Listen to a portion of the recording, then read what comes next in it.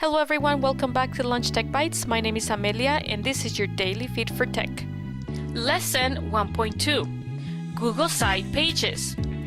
Here I have an example of what it would look like in my pages. And begin to add pages.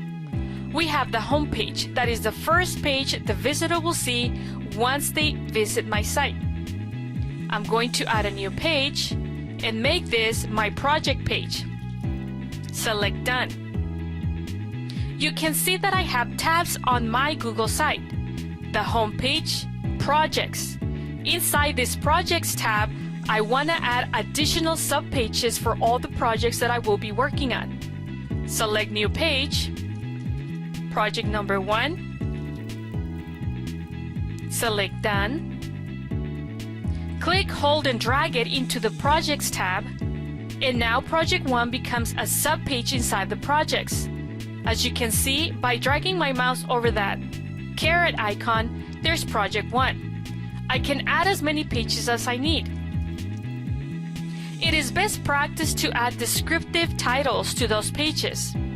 Select, drag and drop, and now I have Project 1, Project 2. And I'm gonna add a new page. And select Done. Click, hold, drag and drop into the projects to add it to the subpages. That is my home page. That is my projects page. And within the projects tab, I have all the other projects for my class. Project 1, Project 2, Project 3. You can repeat the process as needed.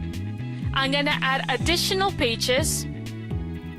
This page will be part of my tabs. Home page, projects with drop-down option, and then the contact me information.